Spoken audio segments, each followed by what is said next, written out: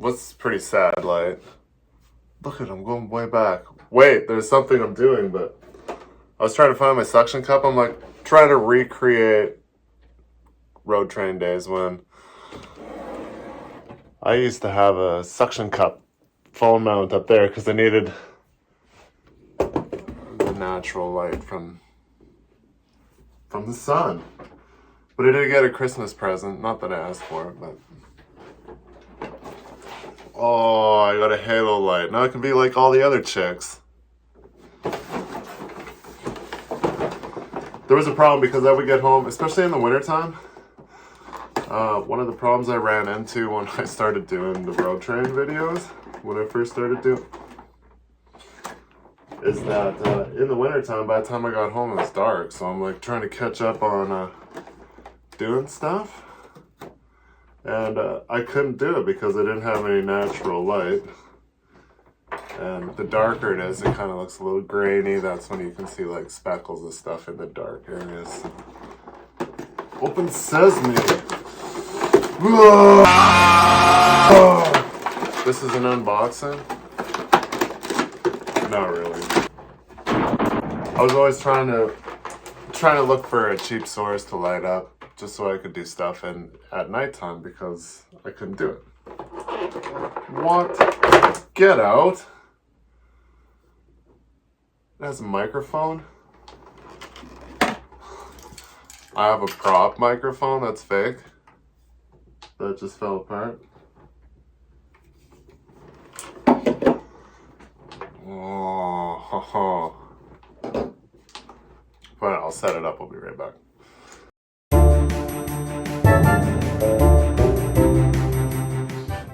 All right, there it is. It's set up. It's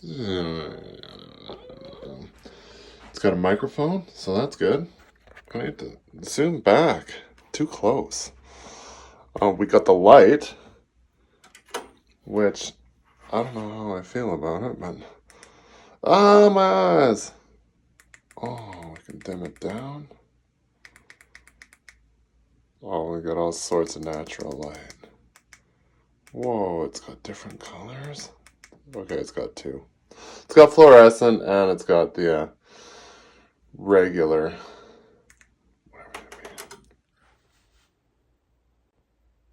It's like highlighting all my shitty stuff. There. The cinematic mode on the iPhone 13. So I did see it, the background back here is blurred out. Focuses on the face, which is nice. It's kind of that's a video thing in the video world where people like that's depth of field. And then you got the regular video mode where everything's in focus.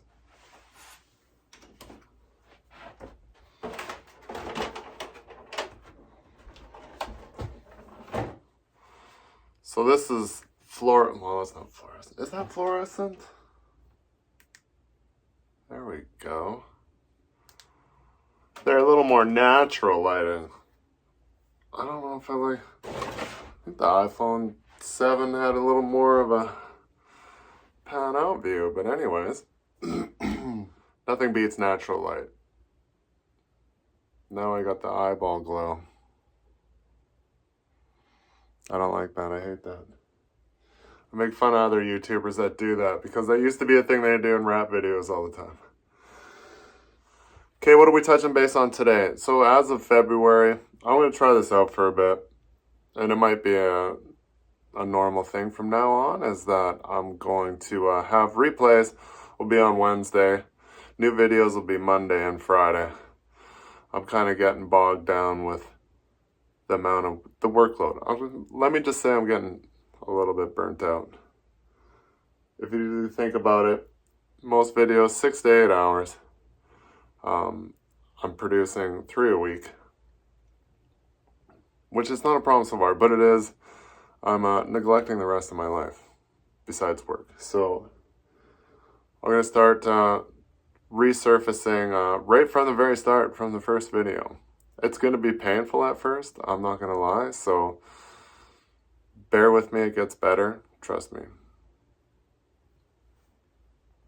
So I'll try to make at least half an hour a lot of the old videos are only 20 minutes, 10, well, the first couple ones are only like 5 to 8 minutes. So I will pile a few of them together so we can make up at least a half hour. I'll comment, do a little bit in between on top of that too. So stay tuned and watch these early videos of when I first started. This would be like 1999. This would be at Road Train. Not 1999. 2019 at Road Train when I first started. So, and these were all shot with an iPhone 6 mostly, and then later on it'll be iPhone 7. And then of course I graduated to I dusted off my GoPro Hero 3 Black that I had in the closet for probably 3 or 4 years that I got for Christmas one year, because I'm like, yeah, I want an action camera because I want to be an action guy, and then you do nothing with it.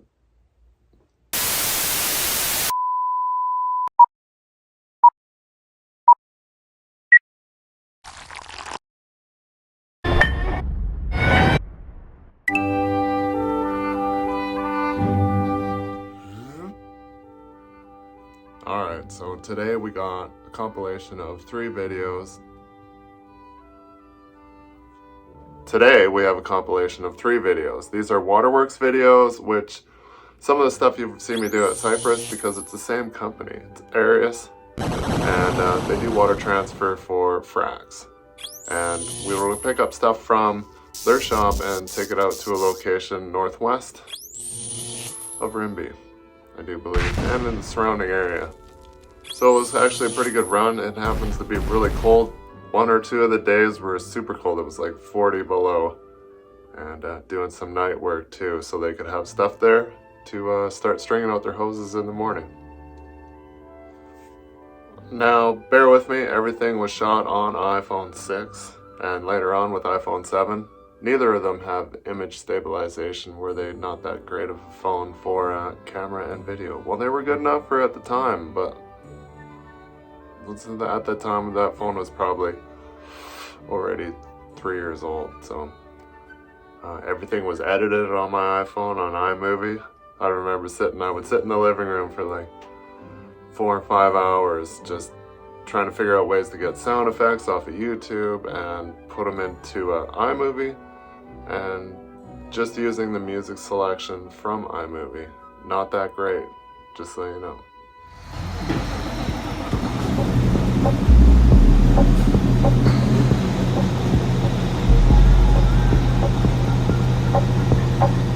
We constantly had this issue with this truck from brand new, and it would sit in the shop for a day or two, and when you'd start it up, it would just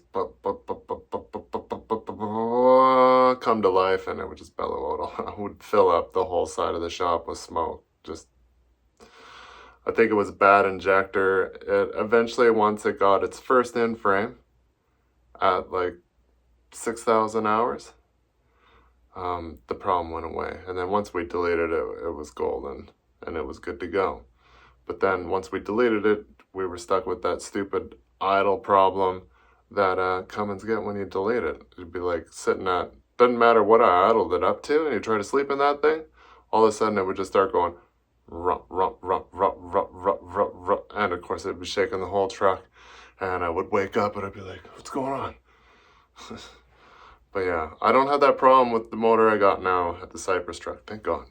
But it's very common in the last couple of years with the ISX.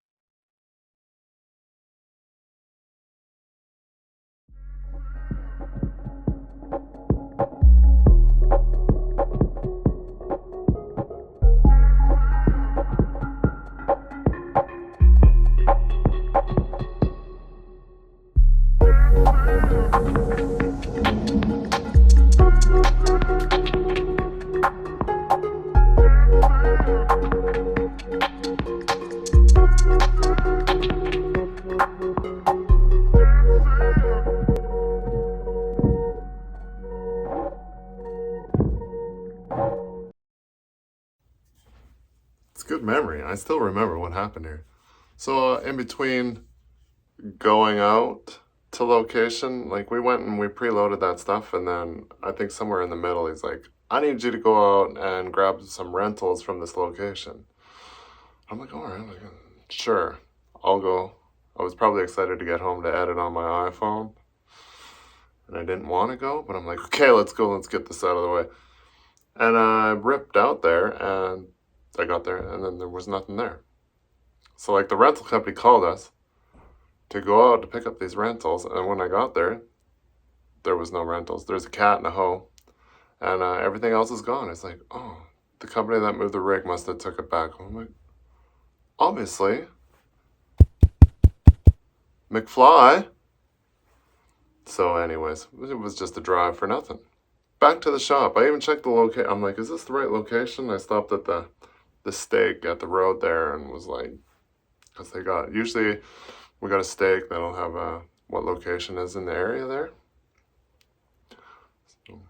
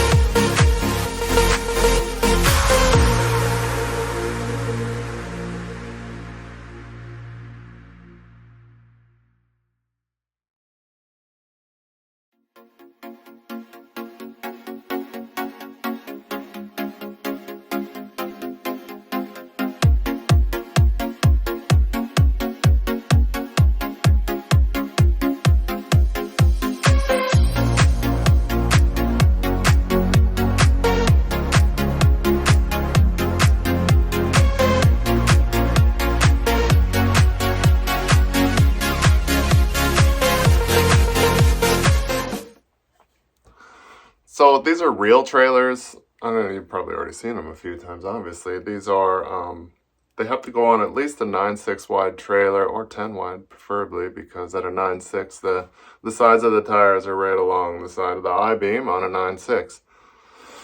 And then putting them on with the skid steer, which is challenging when it's icy, but it works best because you can steer it like nothing. And when I remember them being kind of mad, they're like, we want 10 wides. And we only had 2. Did we have 2? We only had one 10 wide at the time. That was a scissor neck there at Road Train, and then we had a bunch of 9.6, and then most of them were 8.6. And taking them off the tractor, because you had to, it's a struggle. I don't know why, but putting them on is almost impossible with the tractor. It can be done, but it takes a little bit of skill. Taking them off, pretty easy though. You just gotta kind of like someone to watch and make sure nothing's gonna fall off. So we would load them by picker and take them out there. At one point I was like, man, well, these are rated for the road. I'm like, we'll just tag these all together because it looks like you can hook one to another. I was like, I'll just put on my pintle hitch and I'll just haul two out. But they're only regulated to be probably like 60 or 80 kilometers an hour, which we were only an hour away. And I'm like, hook up four, whatever. I'm like, I'll have a centipede.